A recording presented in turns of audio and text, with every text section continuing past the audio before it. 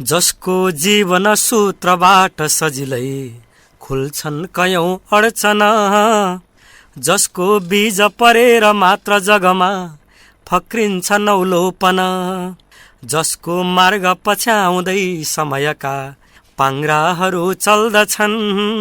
श्रद्धा साथ बुझौं कि वृद्ध जनती जिउँदा इतिहास हुन्। श्रद्धा साथ बुझौं कि वृद्ध जनती जिउँदा इतिहास हुन्। यो हो कार्यक्रम बुढ्यौली साहित्य। आदरणीय श्रोतावृन्द नमस्कार। बुढ्यौली साहित्य कार्यक्रमको 70औं श्रृङ्खलामा यहाँलाई हार्दिक स्वागत छ। यो कार्यक्रम बुढ्यौली साहित्य समाज मकवानपुर र रेडियो थाहा सञ्चारको संयुक्त प्रयासमा हरेक 15 दिनमा आइतबार बेलुकी 8:45 बजे रेडियो थाहा सञ्चार 79.6 मेगाहर्ज हेटौँडा र 79.4 मेगाहर्ज काठमाडौँबाट एकसाथ प्रसारण हुने गर्दछ। यस कार्यक्रममा हामी बुढ्यौली साहित्य विशेष वार्ता, रचना वाचन र बुढ्यौली साहित्य समाजले गरिरहेका कार्यक्रमहरूको जानकारी प्रस्तुत गर्ने गर्दछौँ। यो नयाँ श्रृङ्खला आज प्रस्तुत हुँदैछ।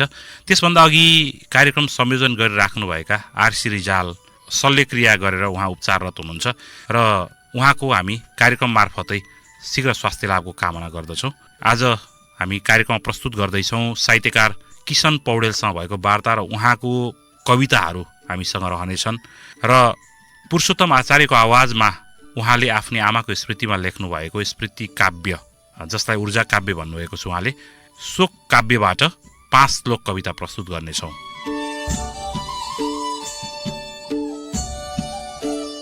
सबैभन्दा पहिले प्रस्तुत गर्दैछौँ साहित्यकार लेखक जो कविता, गजल, लघुकथा लेखिराख्नु भएको छ, मकवानपुर निवासी हुनुहुन्छ किशन पौडेल। उहाँसँग भएको वार्ता प्रस्तुत गर्दैछौँ।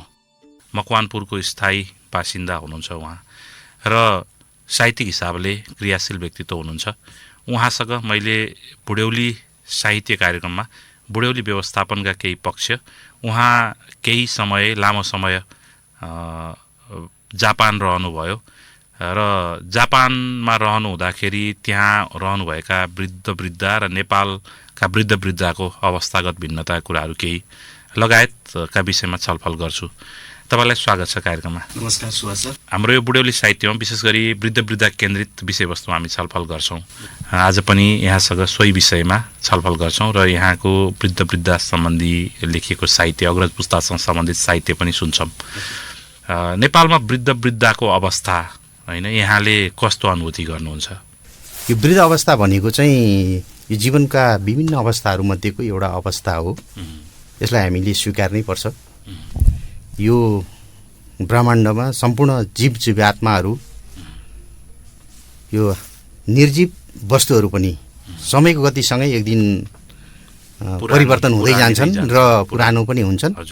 प्रकृतिको नियम हो। त्यही पुरानो हुने प्रक्रिया नै बुढ्यौली हो। अब बुढ्यौलीको अवस्था नेपालमा कस्तो छ भन्नुभयो। अब बुढ्यौलीको अवस्थालाई हेर्दाखेरि अब 2-3 प्रकारबाट हामीले हेर्नुपर्ने हुन्छ। बुढ्यौलीको अवस्था एउटा पारिवारिकसँग सम्बन्धित पनि कुरा हो र एउटा मानसिक अवस्था रूपमा पनि हामीले हेर्नुपर्ने हुन्छ। शारीरिक रूपमा पनि हेर्नुपर्ने हुन्छ। अब अहिलेको हाम्रो नेपाली समाज चाहिँ अलिकति पाश्चात्य शैलीमा भनौँ न बदलिँदै गएको छ। एकल भनौँ न परिवारसँग बस्ने छ। पहिला हामी चाहिँ संयुक्त परिवारमा बस्थ्यौँ, सबैजना सँगै हुन्थ्यो। त्यसमा चाहिँ बालबच्चा वृद्धहरूको अलिकति केयर हुन्थ्यो, सँगै हुन्थ्यौँ, साथ सहयोग माया ममता रहन्थ्यो एक आपसमा। भने अहिले चाहिँ एकल परिवारमा भएको हुनाले अलिकति त्यो एउटा भयावह समस्या देखिएको छ र अरू धेरै समस्याहरू छन् वृद्धहरूको, बुवा आमाहरूको। बुढेसकालको चाहिँ पीडा भनेको चाहिँ उमेर मात्रै होइन रहेछ। सबैभन्दा पीडा चाहिँ एक्लोपना, गफ गर्ने मान्छे नहुनु होइन। अहिलेको यो प्रविधि, पुरानो समयमा चाहिँ कुरा सुन्नु बुढाको भन्ने चलनै थियो होइन, कुरा ताप्नु बुढाको भन्ने चलनै थियो। अनि बुढा मान्छेको वरिपरि सबै बसेर कुरा सुनिदिने जमाना थियो। अहिले त्यस्तो छैन, अलिकति छैन। अहिले एकदमै सबैजना यो प्रविधिले गर्दा पनि हो, टेक्नोलोजी प्रविधि व्यस्तताले गर्दाखेरि घर परिवारसँग समय दिन नसक्ने अनि सबै आफ्नै धुनमा छन्। अनि उहाँहरूले चाहिँ अलिकति एक्लोपनाको अलिकति निरसपनाको महसुस गर्ने अवस्था अहिले यो नेपालमा मात्रै होइन विश्वमै यो भयावह रूपमा वृद्धहरूको चाहिँ एक प्रकारले बढ्दै गइरहेको देखिन्छ र उनीहरूले आफूलाई अलिकति कमजोर महसुस गर्ने होइन शारीरिक थकान महसुस गर्ने एक्लोपना नैराश्यता यी विभिन्न समस्याहरू चाहिँ अहिले देखा पर्यो। तपाईँले भन्दै गर्नु हुँदाखेरि पछिल्लो समयको केही रेकर्डहरू हेर्दाखेरि आत्महत्याहरू पनि वृद्धले आत्महत्या गरिरहेको अवस्थाहरू हाम्रै हेटौँडामा पनि त्यस्तो खालको अवस्थाहरू देखा पर्यो होइन। यो मतलब यहाँले भन्नुभयो जस्तै अहिले वृद्धहरू डिप्रेसनमा पनि गइराखेको भन्न खोज्नु भएको। हजुर, अब अलिकति आर्थिक जीवनको एउटा सुनिश्चित बाँच्ने आधार एउटा आर्थिक पाटो पनि हो, एउटा समाज परिवार पनि हो। त्यहाँबाट अलिकति हतोत्साही उनीहरू हुँदाखेरि चाहिँ कता उहाँहरूलाई अलिकति त्यो चाहिँ महसुस भएर त्यो डिप्रेसन एउटा एकाकीपन बढ्दै गएको हुनाले एकान्त र एकाकीपनले पनि अलिकति मान्छेलाई डिप्रेसन त्यसरी त्यस्तो भइराखेको अवस्था देखिन्छ। हजुर, अर्को पक्ष तपाईँ लामो समय जापान पनि बस्नुभयो होइन। यहाँको वृद्धको अवस्था पनि बुझिराख्नु भएको छ, भर्खर मात्रै चर्चा पनि गर्नुभयो। थोरै अफ द रेकर्ड हामीले कुराकानी पनि गर्दैथ्यौँ। त्यहाँको र यहाँको वृद्धलाई वृद्धको अवस्थाहरू केही फरकपना कस्तो महसुस गर्नुभयो? अब यो विश्वकै वृद्धहरू चाहिँ विश्वकै एउटा अहिले अब यो नेपालमा मात्रै नभएर अब विश्वकै लागि नै एउटा भनौँ न कसरी व्यवस्थापन गर्ने भन्ने एउटा चुनौती नै छ। जस्तो जापानमा म बसी मेरो अनुभवको कुरा गर्नुहुन्छ भने त्यहाँ अहिले त्यहाँको सरदर आयु लामो छ, जापानको मृत्यु दर कम छ, स्वास्थ्य दर एकदम राम्रो अवस्था भएको हुनाले वृद्धहरूको अत्यन्तै धेरै चाहिँ जापान कोरियातिर चाहिँ हामी वृद्धहरू धेरै अहिले उहाँहरू सङ्ख्यात्मक रूपमा चाहिँ देखिन्छ।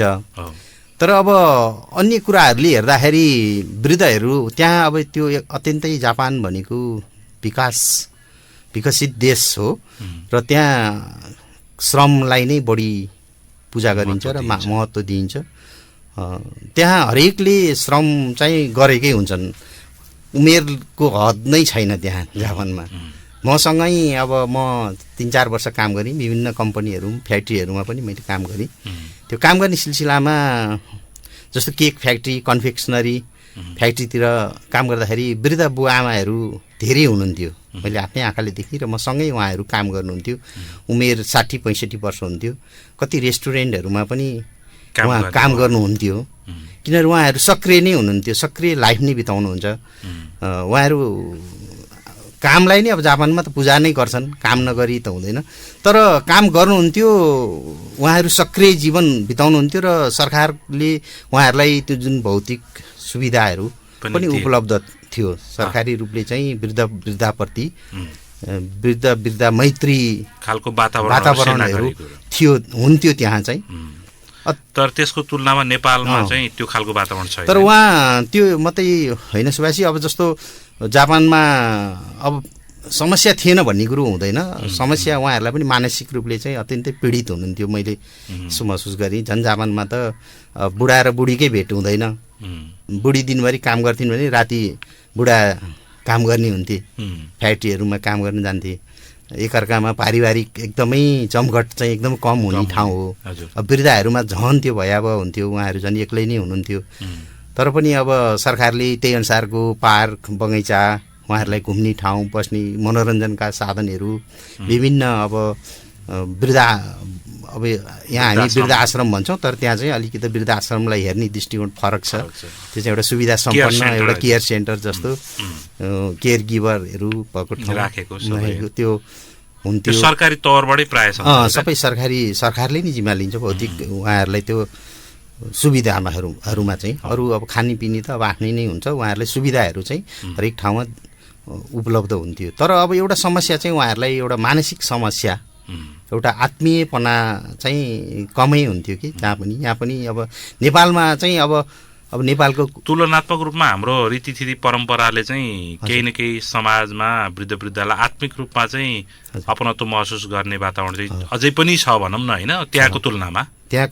नेपालमा त अहिले पनि हामी आत्मीयपना त्यो परम्परा हाम्रो संस्कृतिले अलिकति बाँधिएको छ।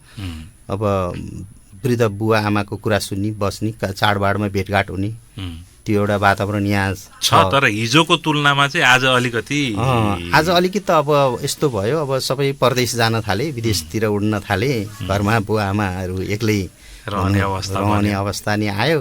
अनि अर्को कुरा, सरकारले जुन तवरले जसरी गर्नुपर्ने थियो वृद्धहरूको लागि जुन सुविधा सेवा सुविधाहरूमा चाहिँ त्यति चासो भनौँ दिए पनि पर्याप्त भइरहेको छैन। जसरी हाम्रो बाटोहरू होइन, अब वृद्धहरू हिँड्ने बाटो पेटी जापानतिर विकसित देशमा त छुट्टै हुन्छ, अनि लेनहरू वृद्धहरूको छुट्टै हुन्छ, पार्क बगैँचाहरूमा हुन्छ, शौचालयहरू त्यस्तै अनुसारको हुन्छ, गाडीहरू। हाम्रो त यहाँ उस्तै पर्दा युवा पुस्ता बसिरहेको हुन्छ सिटमा, वृद्ध एकजना बुवा चाहिँ उभिराख्नु पर्ने अवस्था त्यहाँ त अनिवार्य छ। त्यो त एकदम त्यसको पनिसमेन्ट एकदमै छ वृद्धहरूको लागि बस्ने सिट। उनीहरू उक्लने ढोका समेत त्यो अलग खालको हुन्छ, राखिदिएको हुन्छ सिस्टमले। अनि अलि भरिङ उक्लिन पर्ने ठाउँमा त्यस्तै खालको सिस्टमहरू हुन्छ। त्यो यहाँ छैन नेपालमा, त्यस्तो चाहिँ हामीले देखिँदैन। अस्पतालतिर पनि त्यो देखिँदैन, हस्पिटलतिर पनि। सबभन्दा बढी चाहिने मेडिसिनमै अक्षर नबुझिने प्रिन्टेड छ होइन हाम्रो त। अहिले मेडिसिनमा पनि त्यही समस्या छ यहाँ। अब यी हेटौँडाकै कुरा गर्नुपर्दा नि हस्पिटलमा वृद्धहरूलाई जस्तो सुगरका रोगीहरू कति वृद्ध बुवा आमाहरू हुनुहुन्छ, अब अहिले नयाँ नियम 3 महिनासम्मको चाहिँ अहिले औषधि दिने भन्ने भएछ। मेरो आमाले एक महिना बढीमा सुगरको औषधि खानुहुन्छ।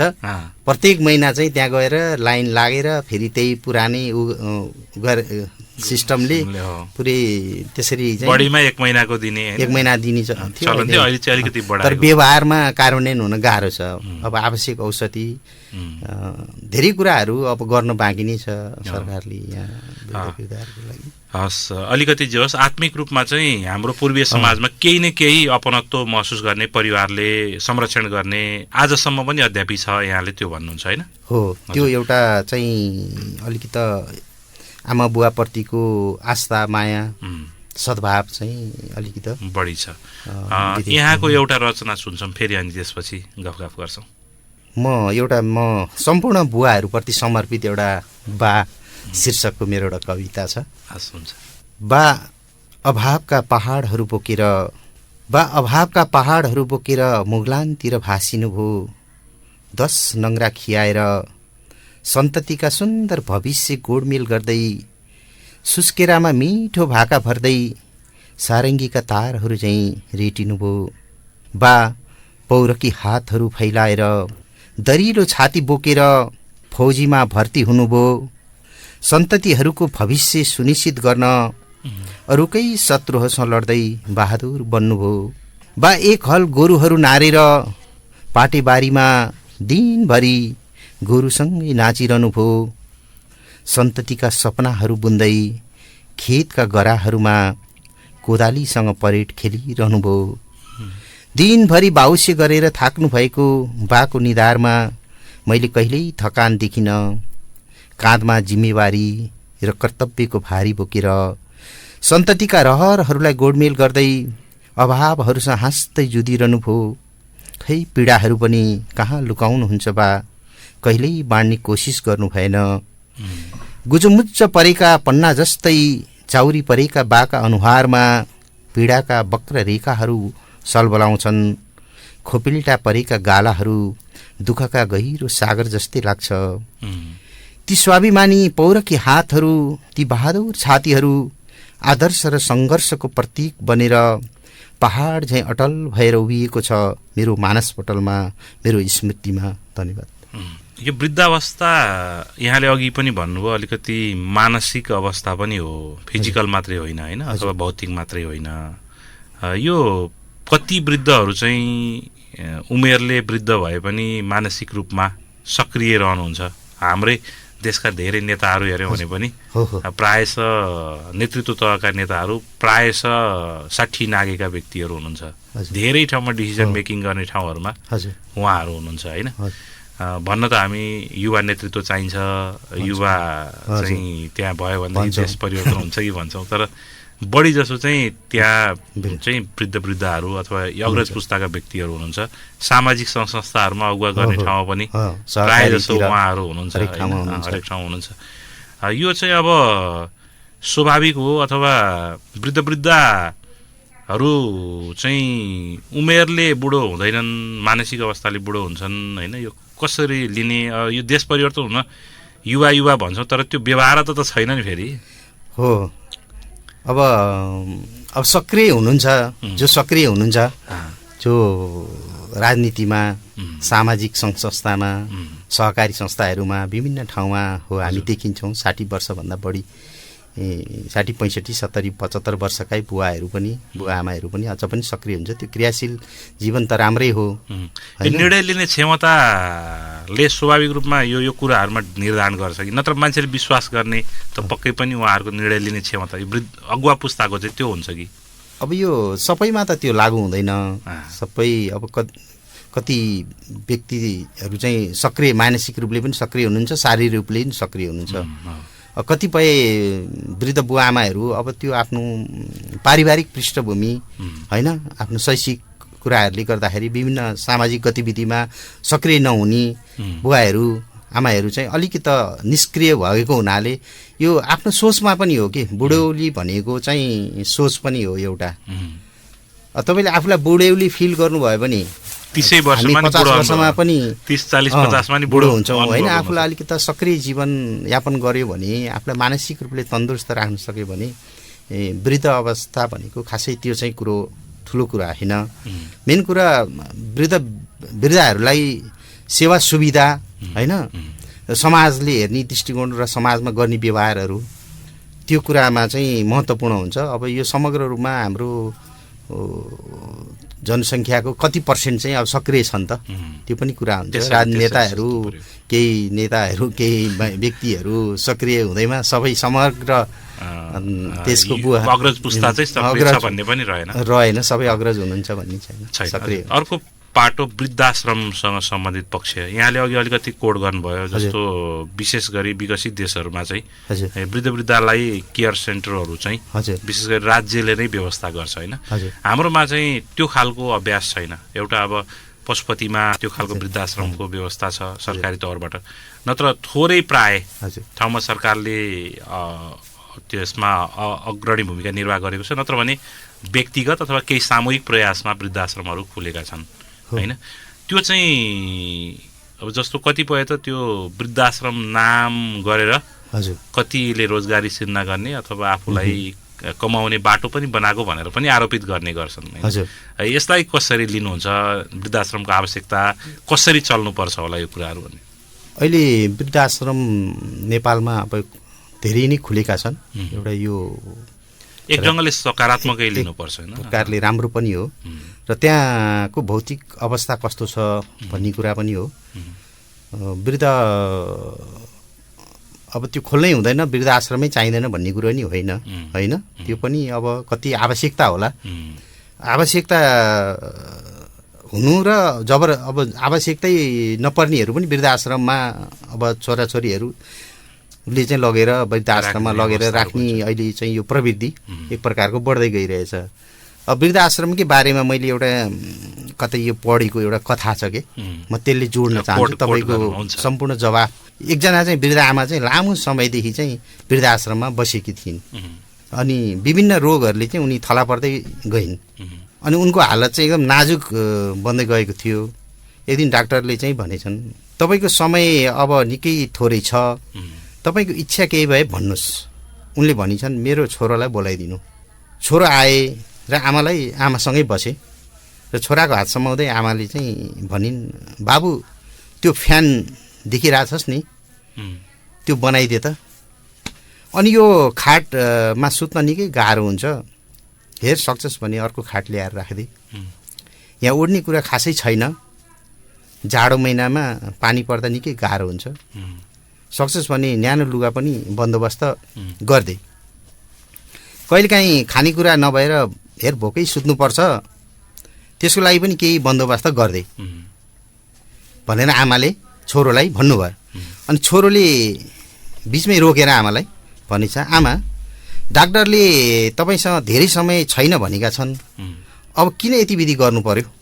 आमाले जवाफ दिन्छन्, बाबु यो सब तेरो लागि भनेको, मेरो त जाने दिन आइसक्यो, तेरा पनि छोराछोरी छन्, तेरो पनि यहाँ आएर बस्ने दिन आउला, मैले जस्तै दुःख तैँले पाउन नपरोस् भनेर भनेको हुँ बाबु भनेर आमाले भनिन्छन्। अब यो कथाले के देखाउँछ भने वृद्धावस्थाको अवस्था, वृद्धाश्रमको अवस्था पनि देखाउँछ, वृद्धावस्था पनि देखाउँछ, सँगसँगै छोराहरूले बुवाआमाप्रति नगरेको कर्तव्य निर्वाह नगरेको अहिलेको अवस्था यस्तै छ। वृद्धावस्था म अनि देवघाट पनि धेरै बसेँ, मेरो देवघाटतिर पनि हाम्रो त्यहाँ छ, अनि त्यहाँ यसो हेर्छु होइन। अब झन् त धेरै अब कति त राम्रा वृद्धाश्रमहरू पनि छन्।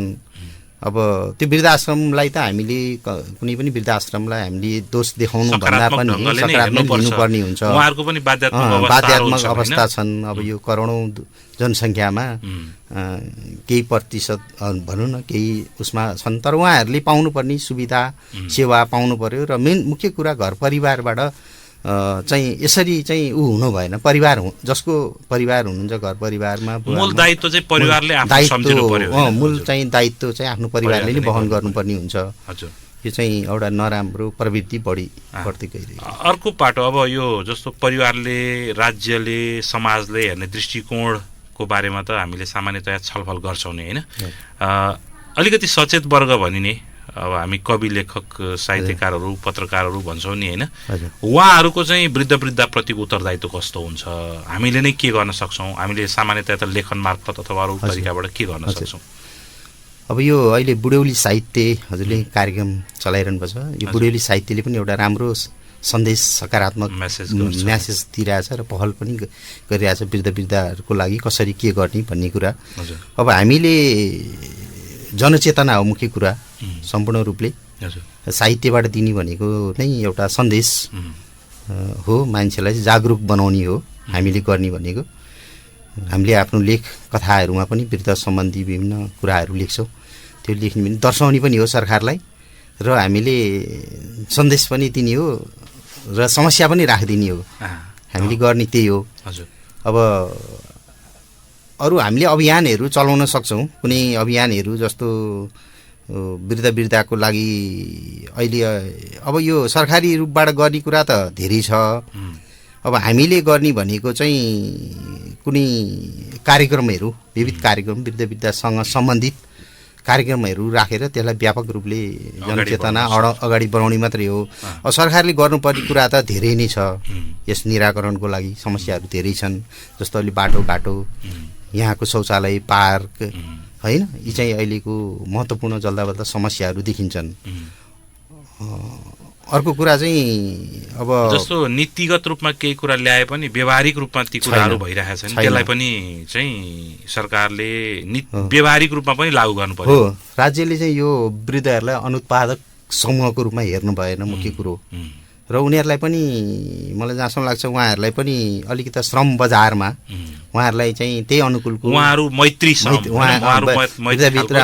श्रम सम्बन्धी चाहिँ हातले बुन्ने खालका, हात चलाउँदा हुने खालका त्यो श्रम बजारको चाहिँ खोजी गरेर उहाँहरूलाई पनि सामाजिक सहभागिता चाहिँ गर्न सक्यो, सिप ज्ञानहरू दिन सक्यो भने उहाँहरूको स्वाभिमान प्रवर्धन गर्न सक्यो भने मूल रूपमा स्वाभिमान यहाँले भनिहाल्नु आत्मबल बलियो बनाउने काम सरकारी रूपले नै नीति नियमहरू योजना बनाएर नै गर्नुपर्ने हुन्छ। अब हामीले गर्ने भने त जनचेतना फैलाउने हो। अर्को पाटो अब हामीले गर्ने, समाजले गर्ने, व्यक्तिले गर्ने, राज्यले गर्ने कुराहरू त भयो।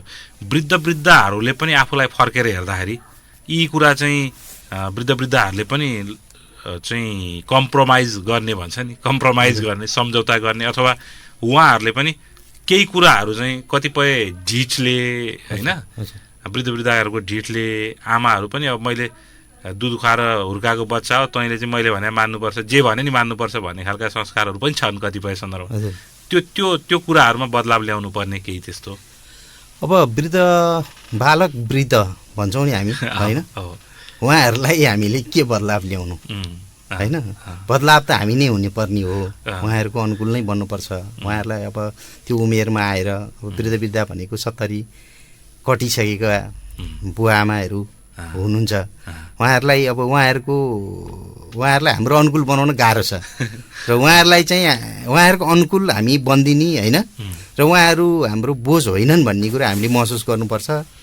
उनीहरू चाहिँ एउटा श्रद्धा र आस्था र हाम्रो आशीर्वादका धरोहर हुन् भनेर हामीले लिनुपर्ने हुन्छ र उहाँहरूलाई सम्मान गर्नुपर्ने नै हुन्छ हामीले। अर्को एउटा रचना सुनौ अनि हामी करिब अन्तिममा पुग्नेछौँ। यो एउटा रचना चाहिँ मैले बुढो सिमलको आलाप भनेको छु। यसले सङ्केत गरेको चाहिँ वृद्ध बुवा आमाप्रति नै हो है। म यो कविता वाचन गर्न गइरहेछु। बुढो सिमलको आलाप। जीवनका आरोह अवरोहलाई स्मृतिको गर्तभित्र राखेर अनेकौँ समयका कालखण्डहरूलाई छातीभित्र गाडेर फगत ठिङ्ग उभिएको छु उत्कट जिजीपिसा बोकेर। यो मैले वृद्ध बुवा आमाकै इङ्गित गरिरहेको छु। मसँग अहिले मायाको न्यानो अङ्गालो छैन, चिरविर गर्न आउने चराहरू छैनन्, छोराछोरी छैनन् भन्नुहुन्छ। रस पिउन आउँदैनन् फुलचरीहरू, अनेकौँ भाकामा गीत गाइरहने मसँग जीवनको सङ्गीत छैन। समयसँगै भुवा हुँदै उड्दै गए वैशालु फुलहरू, बुढ्यौलीले चाउरिँदै जीर्ण हुँदै गए मेरा अवयवहरू। मेरा जराहरूमा अहिले हतारको बेग छैन, पातहरूमा लय सकिएको छ, हाँगाहरूमा चराहरूको संवाद छैन। रङ्गहीन उजाड देखिन्छ जीवनका रङहरू। म धुमिल आकाश उडेर जुनको शीतलता खोज्दै, चिसो बताससँग साउती गर्दै यो निरस र उजाड समयको विषाक्त कठघरामा उभिएको छु। म यो इतिहासको जिउँदो साक्षी फगत बुढो सिमलको रूप हुँ। हस्, धन्यवाद। फगत बुढो सिमलको रूप हुँ। सुन्दर कविता। एउटा सिमलको रुखलाई देखेर मैले त्यसलाई आफैले देखेपछि त्यो सिमलको रुख एकदम उजाड देखेका थिएँ। यी यो हाम्रो हेटौँडाको त्यो हामी हिँड्ने बाटो थियो, क्याम्पर डाँडाभन्दा अलि यता आएपछि त्यो फुटबल ग्राउन्ड बन्यो अहिले। त्यहाँ पहिला सिमलका रुख धेरै हुन्थे। त्यहाँ हामी आउँथ्यौँ, त्यहाँ बस्थ्यौँ। अनि त्यो एक दिन मैले त्यो एउटा रुख देखेँ, त्यो उजाड देखेँ, अनि त्यो फोटो पनि खिचेँ। अनि मलाई त्यसपछि सिम्बलमा मैले वृद्ध अवस्था अनुभूति गर्नुभयो।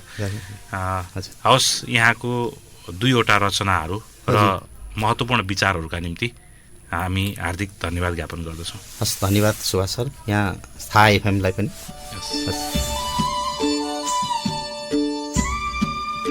धन्यवाद उहाँलाई उहाँको रचना र महत्त्वपूर्ण विचारहरूका निम्ति।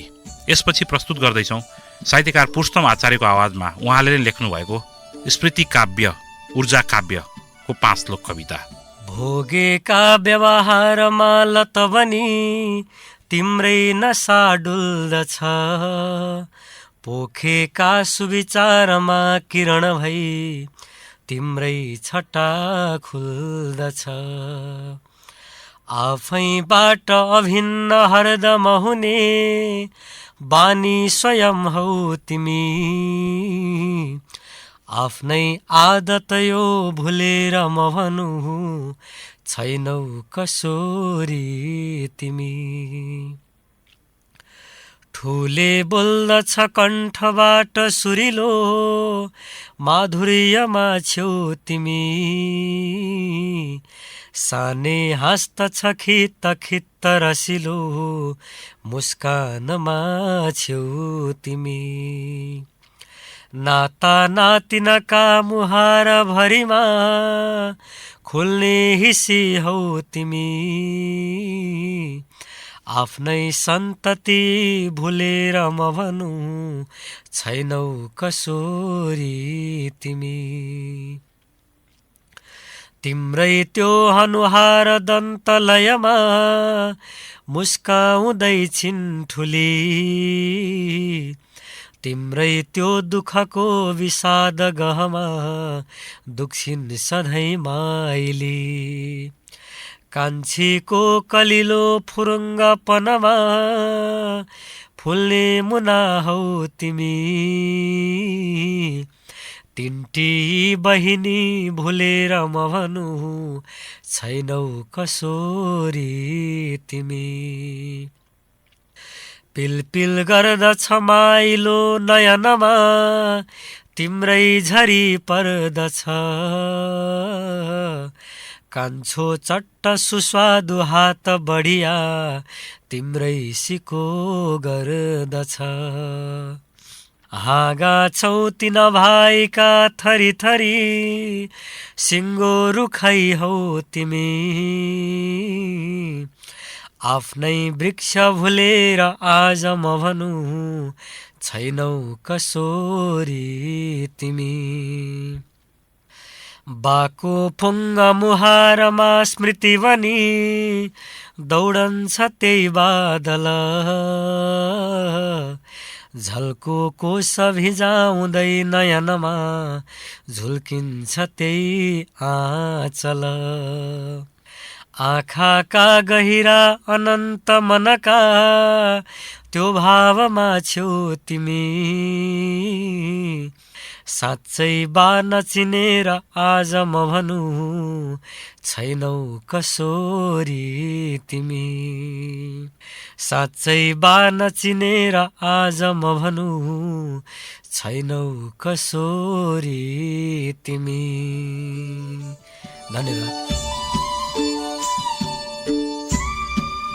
धन्यवाद लेखन र आवाजका निम्ति पुरुषोत्तम आचार्यलाई। आजको कार्यक्रम हामीले प्रस्तुत गर्यौं साहित्यकार किशन पौडेलसँग भएको वार्ता, त्यसैगरी पुरुषोत्तम आचार्यको आवाजमा 5 लोक कविता। कार्यक्रमबाट बिदा लिने बेला भएको छ। प्रविधिमा सहयोग गर्ने दर्शन छेत्री, कार्यक्रम संयोजक आरसी रिजाल र म नियमित प्रस्तुता सुभाष खनाललाई बिदा दिनुहोस्। आगामी 15 दिनमा पुस 22 गते बेलुकी पुनः आउनेछौँ। बिदा दिनुहोस्। शुभरात्रि। नमस्कार।